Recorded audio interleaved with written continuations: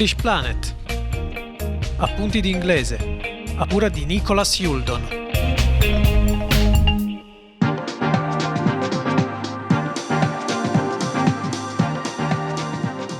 Good evening everybody and welcome back to English Planet, another lesson in the series of English lessons for native Europeans.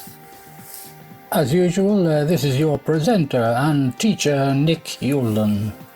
And this evening I'd like to introduce you to some linguistic friends of mine, wanna, gonna, gotta.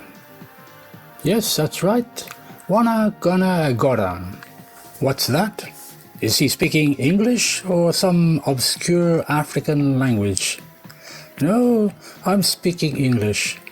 In Italian, you have forms like bo, ma, and voila. People say this to me all the time in my life in Turin. In England, we have in the English language we have something similar.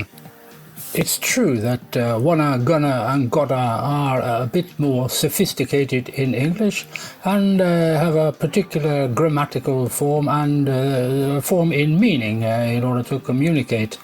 Let me explain more. It seems to me that bo in Italian has a very limited use in terms of communication. But wanna, for example, in English is actually quite useful. What is wanna? Let me give you an example. I wanna go to the cinema. That's right, I said I wanna go to the cinema. Do you wanna come with me? Do you wanna come with me? Now what am I saying in reality? I wanna go to the cinema. Interpreted, I want to go to the cinema. Now, the slow version possibly is more comprehensible to everybody. But we English don't speak like that because it's so slow and boring. People will not listen to me. When we speak in real life, especially modern real life, we need to speak quickly because people stop listening. People don't pay attention. So, I want to go to the cinema becomes I want to go to the cinema. And the second part of my communication was effectively an invitation. Do you want to come with me? Do you want to come with me? Interpreted as do you want to come with me? Dire tutto questo in italiano mi sembra molto più breve. Ad esempio, voglio andare al cinema, vuoi venire con me? Now, English grammar obliges me to add a pronoun, I, you, he, she, etc. And then it also wants a word to between the two verbs. I want to go, I want to eat, I want to drink, I want to see. So if we have to be grammatically correct, I have to say I want to go. Now, grammar creates a problem with pronunciation and phonetics because we have the word want with a final T and the word to with an initial T. And it's impossible to pronounce these two words together. I want to go. We need a long pause, which is boring for people who are listening. So, what can we do? Well, we'll eliminate everything. I don't say I want to go, I say I wanna go, I wanna go. This is a little trick which was taught by those rapid modern Americans who wanted a faster life than the old English European life with the old English European pronunciation. So the Americans told us to use wanna. I wanna do this, do you wanna do this, they wanna do that. So now when you visit America, and also to a certain extent England, everything is wanna. This is effectively one of the great American gifts to the modern world, simplified speaking. It may not be beautiful, but it's effective. In the examples here, what I want is an activity, so I use want to with a verb. I want to go, I want to eat, I want to see, I want to visit, I want to stop. In these cases, the preposition to, which is required by grammar, is eliminated in pronunciation, becoming the second syllable of the verb want. I wanna. Not I want, but I wanna. Then I can immediately proceed with my verb or activity. I wanna read a book. I wanna sleep. I wanna dream a wonderful dream. In cases where I want a thing or an object or a person maybe, I don't have to use a preposition to, but I do have to use an article. I want an ice cream, I want a biscuit, I want a banana. Here we eliminate this uncomfortable article by making that the second part, the second syllable of the verb want. Not I want a banana, but I want a banana. Not I want an ice cream, but I want an ice cream. Now, if we remember this lesson, we will not be shocked or surprised in a taxi in London or New York when the driver says, "Where do you want to go?" Or "What hotel do you want to go to?" Now we understand the question immediately and we can communicate. Sto spiegando questo fenomeno, questo concetto per due motivi. Prima di tutto per insegnare un po' in che modo gli inglesi riescono a distruggere praticamente la loro lingua per poter parlare un po' più veloce usando queste abbreviazioni che in effetti esistono su tutto l'inglese nella pronuncia, che rende uno difficile un po' la comprensione e poi anche un po' difficile capire come si può parlare in fretta essendo un italiano, uno studente di inglese. Il secondo motivo è che praticamente quello che stiamo guardando qui riguarda il futuro, il nostro futuro. Sto spiegando modi in cui riusciamo a comunicare e interagire con il nostro divenire praticamente. Perché quello che succede se io dico io voglio una cosa, I want something, vuol dire che praticamente non ce l'ho e quindi fa parte del mio futuro. Come avevo già spiegato prima, in altre lezioni prima, in inglese una forma del futuro, una forma del verbo nel futuro, quasi non esiste, perché usiamo una serie di diversi modi per parlare di quello che succede nel futuro. Uno di questi appunto è il fatto che I want to do something, io voglio fare una cosa. Gli altri che ho nominato adesso, questo famoso gonna, gotta, sono la stessa cosa. Adesso voglio spiegare in modo un po' più breve il concetto di gonna. Some examples. I'm gonna save the world. I'm gonna stop people killing animals. I'm gonna plant some trees. Repeat. I'm gonna save the world. I'm gonna stop people killing animals. I'm gonna plant some trees. You understand that these are all actions that I intend to do, therefore in the future. Our intentions are always part of our future, whether we complete them or not. The concept here is easy to understand. Gonna corresponds to I'm going to, which is effectively a classical form of the English future. if you like. It corresponds maybe in Italian to vado a fare questo, vado a fare quello, which is a form of expression of intentions, using the word in Italian andare, in English go. But this is not literally go in terms of movement, but a kind of virtual go. I'm going to do that. Doesn't actually mean you're going anywhere. Your intention is to do that. But we're using a virtual go. Of course, when you have established the basic form, you can adapt this construction to different persons, negatives and questions.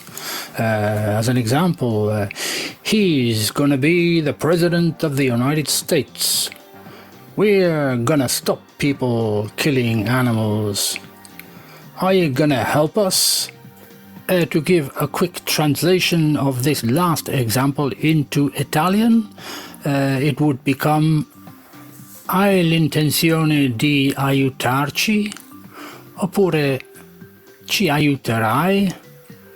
Italian grammar sees this situation as a future situation, but English grammar prefers to see this as an intention, a promise, or a prophecy or a prediction, which obviously will be about the future.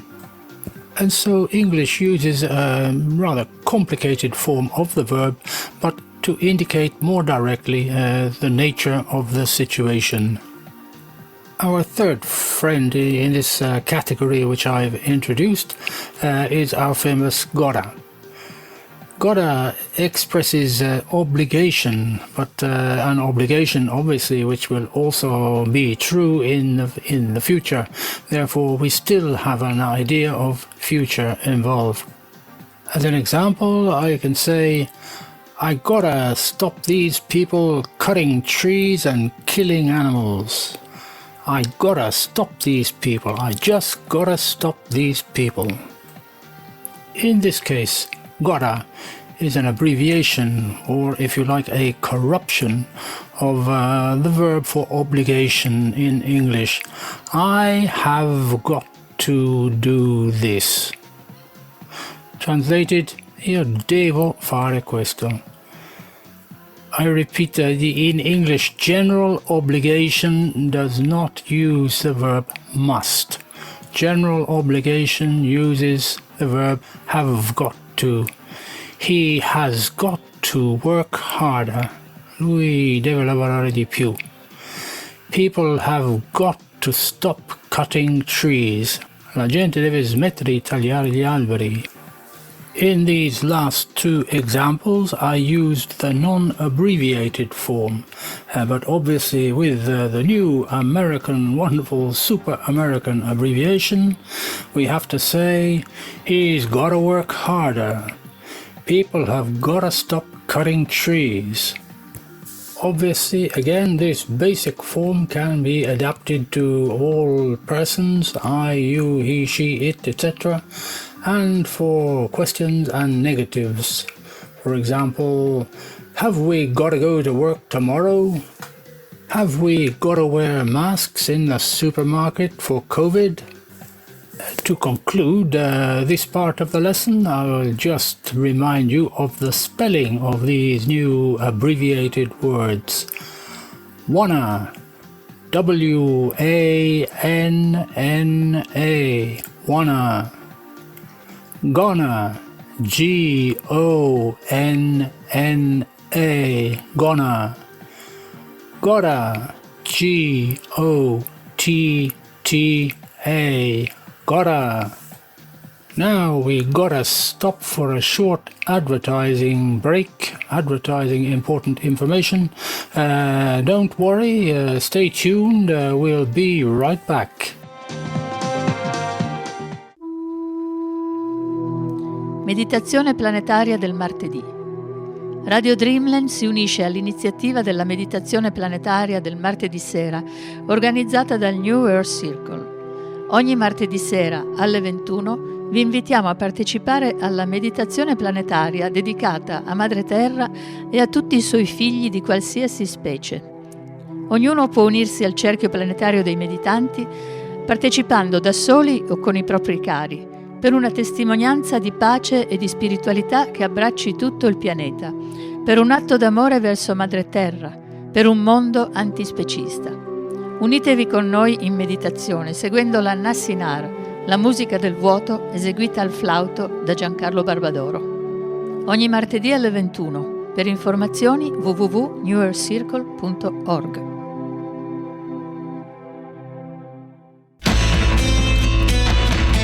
Radio Dreamland. Share the vision.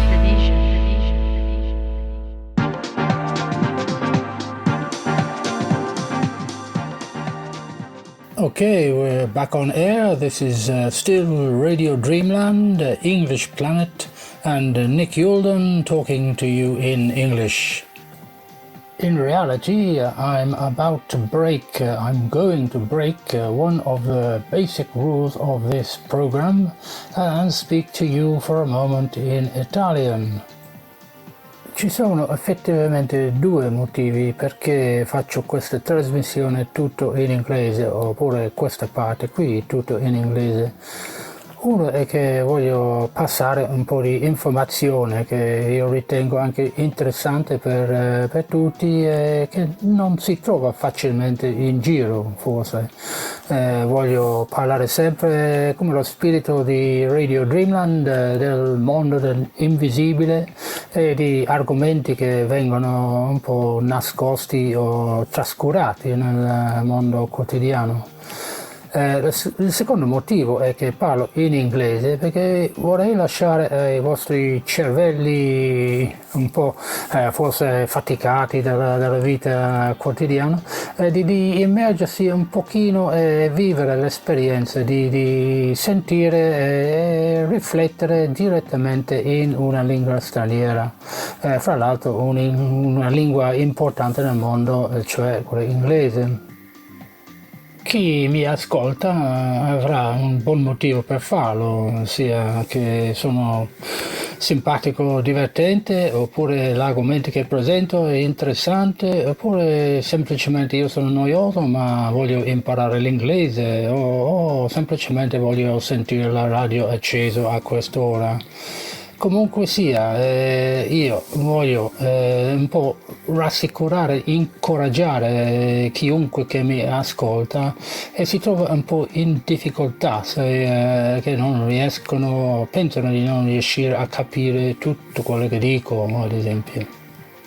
La mia esperienza da insegnante mi ha fatto capire che gli italiani in generale penso che sottovalutano le loro competenze in inglese.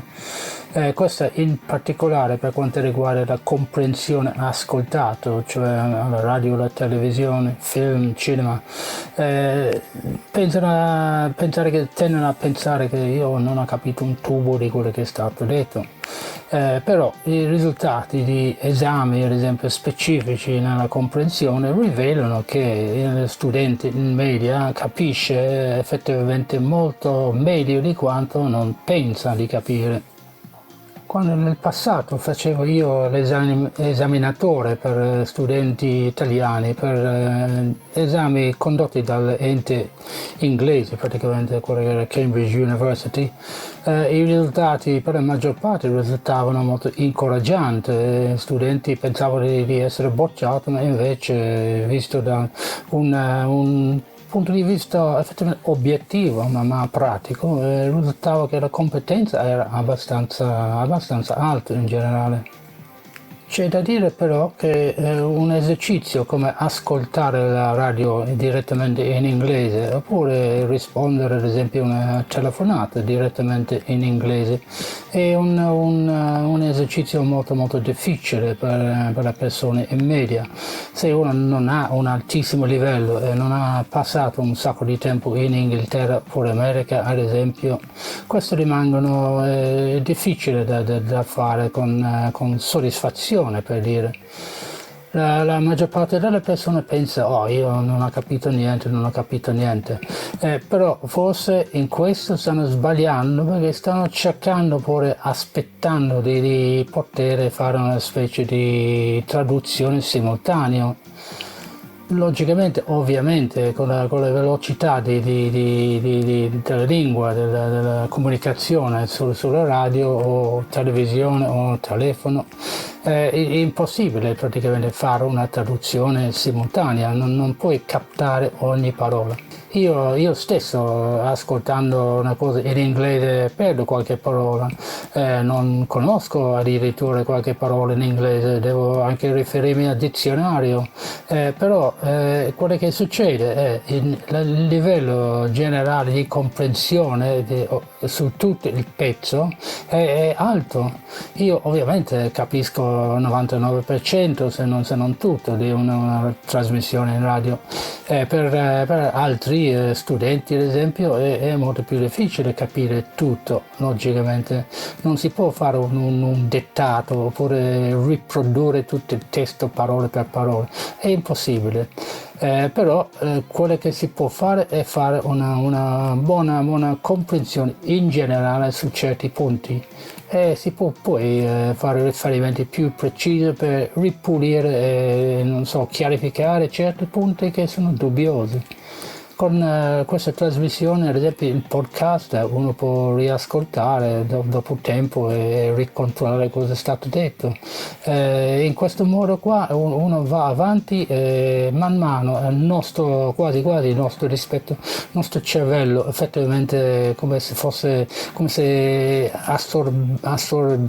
assorbisse tutta la lingua contro la nostra volontà. Il nostro cervello lavora da solo, se la lasciamo fare.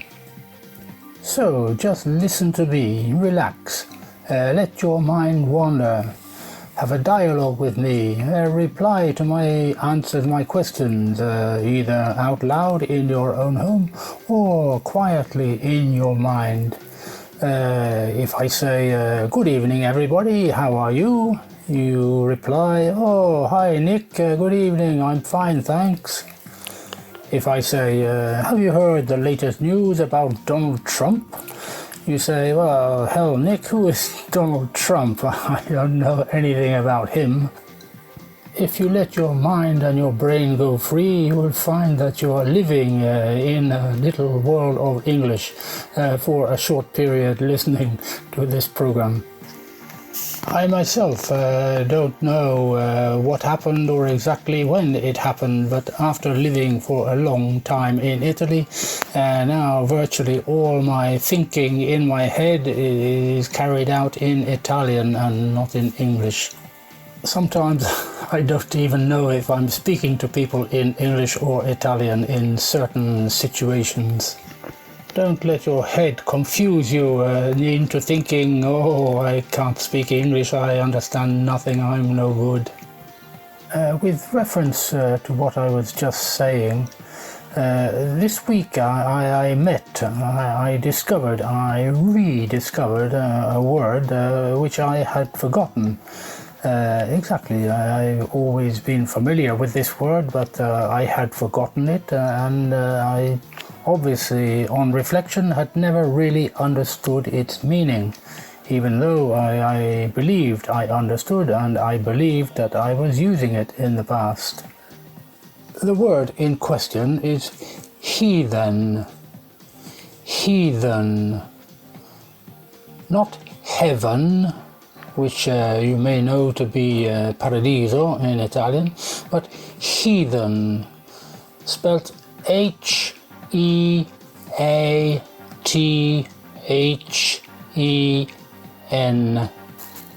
Now I will read a precise dictionary description of the meaning of the word heathen. A heathen is a person who does not belong to a widely held religion, in parenthesis, especially one who is not a Christian, Jew or Muslim, close parenthesis, as regarded by those who do. This means, in reality, this confirms what I believed I understood as the meaning of this word, which means basically a person who is not Christian and who lives in a society which is predominantly dominated by Christian thinking, Christian philosophy, or Christian morality. I was in doubt, however, because I believed that this word was a synonym to the word pagan, which is also used to indicate people in Christian society who do not follow the Christian religion. When I looked in the dictionary also for this, I discovered there is a technical difference between a heathen and a pagan. A heathen is basically simply not a person who follows the regular religion, the most common religion, whereas a pagan is a person who follows any kind of religion which has more than one god, a multi-theism. As I was making this innocent piece of research into linguistic etymology, I made the surprising discovery that when these two words, heathen and pagan, are used as nouns, they have a strictly technical, neutral interpretation. They're simply people who do or do not follow a particular religion. But when these same words are used as adjectives, as I have previously explained, in the English language, the same word in the same form may be a noun, an adjective, or a verb. But when these two words are used as an adjective, they acquire a meaning of someone who is uncivilized, who is violent, who is savage, who is non-religious, but in a negative sense. This caused me to reflect somewhat, because what this says basically is that for over the last 2,000 years, or let's say society in civilization in Europe has existed for 2,000 years. Prior to that, what existed was uncivilized, barbaric, in some form dangerous, violent, and to say the least, primitive. This is confirmed in the English language in these terms which I'm using, and possibly other associated terms, but also generally within Europe over the general belief system and education within the whole of Europe. This supports, backs up the basic Roman statement from ancient Rome, which said 2,000 years ago that outside of the Roman Empire there were only barbarians and primitives and uncivilized people. Well, I like to think differently, and I like to think more optimistically.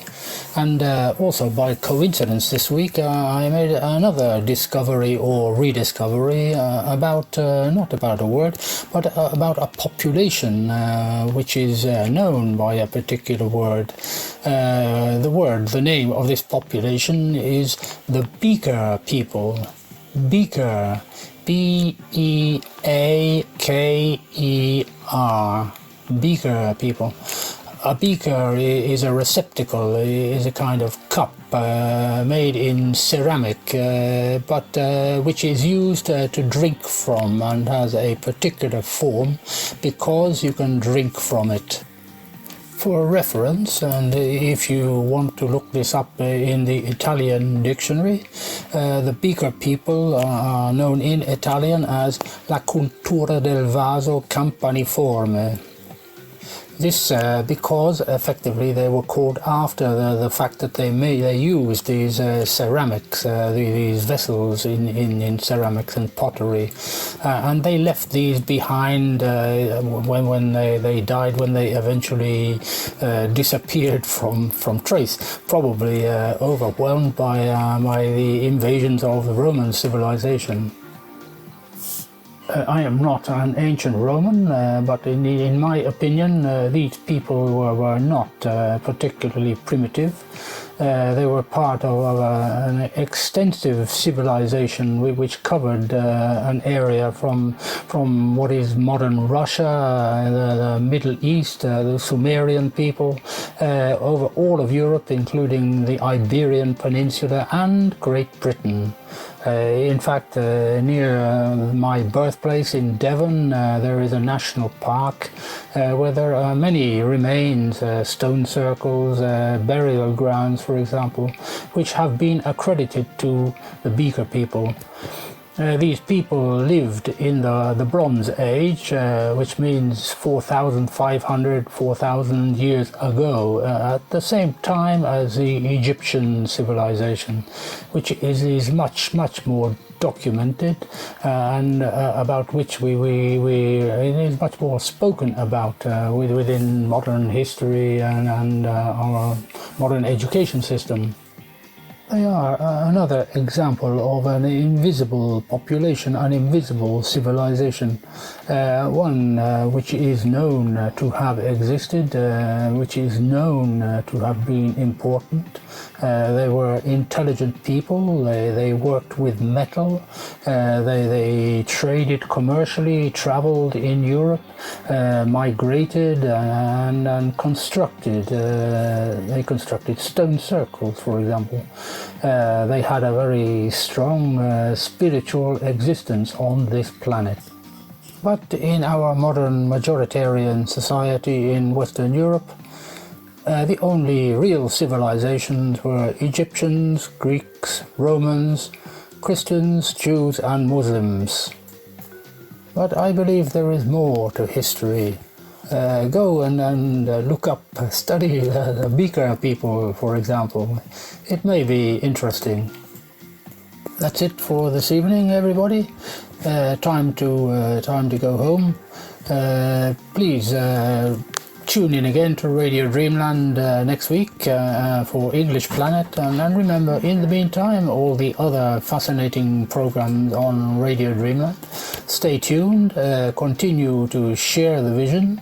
This is Nick Youldon wishing you a very good evening.